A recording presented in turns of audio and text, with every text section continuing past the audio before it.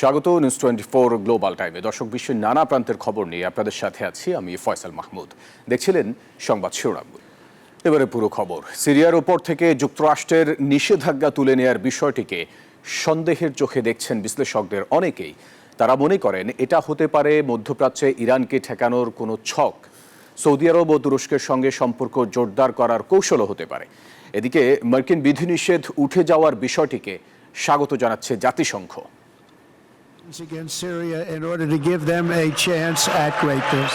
গেল 13 মে ট্রাম্প ঘোষণা দেন সিরিয়ার সাবেক নেতা বাশার আল আসাদের আমলে আরোপিত নিষেধাজ্ঞাগুলো তুলে নেওয়া হবে। সেই প্রতিশ্রুতির ধারাবাহিকতায় মার্কিন অর্থ এবং পররাষ্ট্র মন্ত্রণালয় বেশ কয়েকটি পদক্ষেপ গ্রহণ করেছে। নতুন সিদ্ধান্ত অনুযায়ী একাধিক ব্যক্তি এবং প্রতিষ্ঠানের উপর আরোপিত বিধিনিষেধ শিথিল করা হয়েছে। এর ফলে সিরিয়ার বেসরকারি খাতে বিনিয়োগের নতুন সুযোগ তৈরি হবে। মধ্যপ্রাচ্য সফরকালে সিরিয়ার উপর থেকে নিষেধাজ্ঞা সরানোর ঘোষণা দেন মার্কিন প্রেসিডেন্ট ডোনাল্ড ট্রাম্প। ইউরোপীয় ইউনিয়নও একই ঘোষণা দিয়েছে। এসব সিদ্ধান্তকে স্বাগত জানিয়েছে জাতিসংঘ। মার্কিন এই সিদ্ধান্তে সিরিয়ার অচলাবস্থা কিছুটা কাটবে। আমরা বারবার এই আহ্বান জানিয়ে এসেছি। সেই সাথে ইউরোপীয় ইউনিয়নকেও ধন্যবাদ জানাই। তবে পশ্চিমা বিশ্বের এসব সিদ্ধান্ত নিয়ে সন্দেহ বিশ্লেষকদের। অনেকে মনে করছেন নিষেধাজ্ঞা প্রত্যাহারের মাধ্যমে ট্রাম্প সিরিয়াকে মধ্যপ্রাচ্যের নতুন শক্তি হিসেবে গড়ে তুলতে চান। সরকার গঠনের কয়েক মাসের মধ্যে দেশটির সাথে পশ্চিমাদের এই সিদ্ধান্ত সবাইকে অবাক করেছে। যুক্তরাষ্ট্র এবং পশ্চিমা স্বার্থে এই সিদ্ধান্ত। সিরিয়ার সাথে সম্পর্ক গড়ে একদিকে যেমন ইরানকে মোকাবেলা করার পরিকল্পনা করছে, অন্যদিকে সৌদি এবং তুরস্কের সাথেও সম্পর্ক পাকাপোক্ত করতে আগ্রহী মার্কিন প্রেসিডেন্ট বলে মত বিশ্লেষকদের। মাসুদ রানা, নিউজ 24। পরমাণু কর্মসূচি নিয়ে ইরানের সঙ্গে যুক্তরাষ্ট্রের 5 দফা আলোচনাতেও নেই সমাধান। তবে রয়েছে ইতিবাচক ইঙ্গিত। তেহরান বলছে আলোচনা যুক্তিসঙ্গত পথেই এগোচ্ছে, যা অগ্রগতির লক্ষণ। শুক্রবার 5ম দফার বৈঠকে এসেছে নতুন কিছু শর্ত, যা পর্যালোচনা করে দেখছে দুই দেশ। এরপর ঠিক হবে পরবর্তী বৈঠকের সময়সূচি। ইতালির রোমে শুক্রবার আরও একবার বৈঠক করেছে যুক্তরাষ্ট্র ও ইরানের প্রতিনিধি দল। এটি ছিল দুদেশের চলমান আলোচনার 5ম দফা বৈঠক। লক্ষ্য ইরানের পরমাণু অস্ত্র তৈরির পথ বন্ধ করা। তবে একের পর এক আলোচনাতেও নেই সমঝোতার কোনো ইঙ্গিত। বরাবরের মতো নিজেদের অবস্থানেই অটল দুই দেশ। তবে এবারের বৈঠকে বেশ কিছু নতুন প্রস্তাব উত্থাপিত হয়েছে বলে জানিয়েছে মধ্যস্থতাকারী দেশ ওমান। এখন এ নিয়ে দুই দেশ নিজেদের মতো করে পর্যালোচনা করবে। এরপর নির্ধারিত হবে পরবর্তী বৈঠকের সময়। ইরানের পররাষ্ট্রমন্ত্রী আব্বাস আরাগচি স্পষ্ট জানিয়ে দিয়েছেন, 2-3টি বৈঠকে এই জটিল সমস্যার সমাধান সম্ভব নয়। সমাধানগুলো যদি গুরুত্ব সহকারে বিবেচনা করা হয়, তাহলে আমরা পরবর্তী দফায় আরো বিস্তারিত আলোচনায় যেতে সক্ষম হব। আমার মতে আমরা এখন একটি যুক্তিসঙ্গত পথে আছি। এটি অগ্রগতির লক্ষণ। ইরানকে তাদের পরমাণু কর্মসূচিতে ইউরেনিয়াম সমৃদ্ধিকরণ 60% কমাতে বলছে যুক্তরাষ্ট্র। পাশাপাশি সীমিত রাখতে হবে ক্ষেপণাস্ত্র কর্মসূচিও।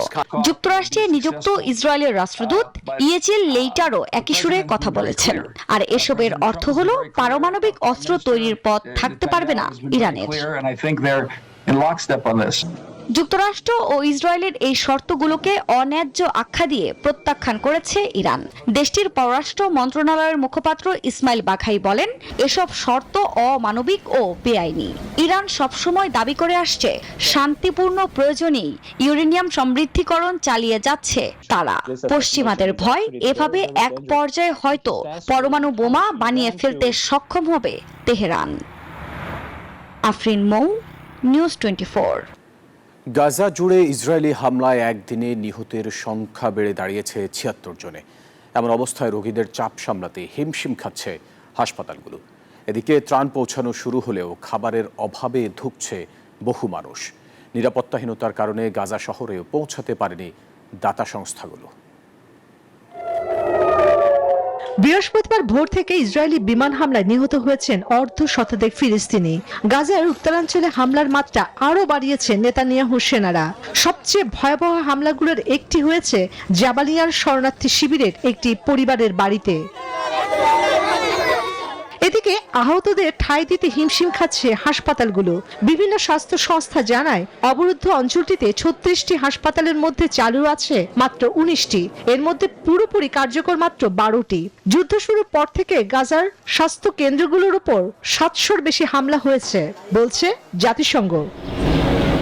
জাতিসংঘ জানিয়েছে গাজাবাসী এখনো যুদ্ধের সবচেয়ে পৈশাচিক অধ্যায় পার করছে, যেখানে একদিকে একের পর এক হামলা, অন্যদিকে ক্ষুধা যন্ত্রণায় এক নিষ্ঠুরতম পর্বে পৌঁছেছে গাজা সংকট। এদিকে 11 সপ্তাহ পর প্রথমবারের মতো কিছু ত্রাণ পৌঁছেছে গাজায়। ইসরায়েলি সেনাবাহিনী জানায় কেরেম শালেম সীমান্ত দিয়ে গাজায় 107টি ট্রাক প্রবেশ করেছে, যাতে রয়েছে ময়দা ও অন্যান্য খাদ্য সামগ্রীর পাশাপাশি ঔষধও। গাজায় ত্রাণবাহী ট্রাক প্রবেশ করলেও নিরাপত্তাহীনতার কারণে আশ্রয় শিবিরে থাকা মানুষের কাছে পৌঁছাতে পারেনি বলে জানিয়েছে জাতিসংঘের মহাসচিব Antonio Guterres. Israel blocked the entry of life-saving international. অব্যাহত হামলায় উত্তরের দিক থেকে এখনো কোনো ত্রাণ পৌঁছায়নি এবং গোটা উপত্যকায় কেবল 1 চামচ পরিমাণ সহায়তা ঢুকতে দেওয়া হচ্ছে। Gaza is facing the risk of famine. এদিকে বিশ্ব খাদ্য কর্মসূচির সহায়তায় 2 মাস বন্ধের পর দক্ষিণ ও মধ্য গাজায় কয়েকটি বন্ধ বেকারি আবারও চালু হলেও প্রয়োজনের তুলনায় সামান্য পরিমাণ রুটি তৈরি হচ্ছে। চন্দ্রা, নিউজ 24। ট্রাম্প প্রশাসনের নিষেধাজ্ঞায় হার্ভার্ড বিশ্ববিদ্যালয়ে পড়া অনিশ্চিত হয়ে পড়েছে বেলজিয়ামের রাজকুমারী এলিজাবেথের। বৃহস্পতিবার ট্রাম্প প্রশাসন হার্ভার্ড বিশ্ববিদ্যালয়ে বিদেশি শিক্ষার্থী ভর্তির অনুমতি বাতিল করে, পাশাপাশি বর্তমানে ভর্তি থাকা বিদেশি শিক্ষার্থীদের অন্য শিক্ষা প্রতিষ্ঠানে স্থানান্তরের নির্দেশ দেয়। এমন অবস্থায় এলিজাবেথ প্রথম বর্ষ শেষ করলেও তাঁকেও ছাড়তে হতে পারে যুক্তরাষ্ট্র। বেলজিয়ামের রাজপ্রাসাদ জানিয়েছে তারা পরিস্থিতি পর্যবেক্ষণ করছে।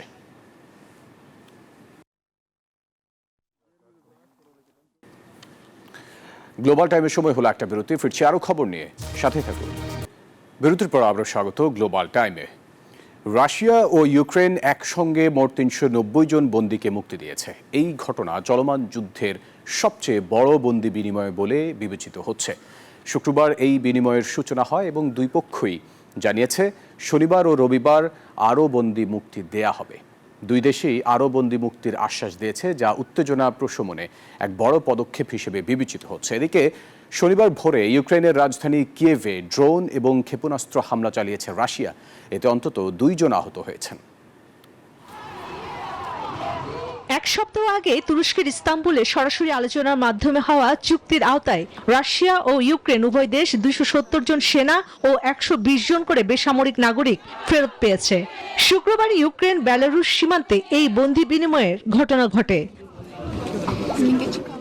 তুরস্কের আলোচনায় উভয় পক্ষ 1000 করে বন্দী বিনিময়ের ব্যাপারে সম্মত হয়েছিল। ওই বিনিময় চুক্তির প্রথম ধাপ সম্পন্ন হয়েছে। শিগগিরই আরো বন্দী বিনিময় হবে বলে নিশ্চিত করেছে সংশ্লিষ্ট দুই পক্ষ। সামাজিক মাধ্যমের এক বার্তায় ইউক্রেনের প্রেসিডেন্ট ভলোদিমির জেলেনস্কি বলেছেন, নিজেদের মানুষদের ঘরে ফিরিয়ে এনেছি। 390 সামরিক সদস্য ও বেসামরিক নাগরিক নিজেদের বাড়িতে ফিরেছেন। আমাদের লক্ষ্য হাজার হাজার বন্দীকে ফিরিয়ে আনা। মার্কিন প্রেসিডেন্ট ডোনাল্ড ট্রাম্প তার ট্রুথ সোশ্যাল প্ল্যাটফর্মে বন্দী বিনিময় সম্পন্ন হওয়ায় অভিনন্দন জানান। এদিকে যুদ্ধ বন্দী বিনিময়ের পরে ইউক্রেনের কাছে একটি শান্তি চুক্তির খসড়া হস্তান্তরের জন্য প্রস্তুত, এক বক্তব্যে জানান রাশিয়ার পররাষ্ট্রমন্ত্রী সের্গেই ল্যাভরভ। চুক্তির দ্বিতীয় অংশে কাজ করছি, যেখানে মীমাংসার জন্য একটি দীর্ঘমেয়াদী, টেকসই ও ব্যাপক সমঝোতার রূপরেখা তৈরি হচ্ছে। এই বন্দী বিনিময় চুক্তি রাশিয়া ইউক্রেনে 3 বছরেরও বেশি সময়ের সংঘাতের মধ্যে একটি গুরুত্বপূর্ণ মোড় হিসেবে বিবেচিত হচ্ছে। চন্দ্রা, নিউজ 24।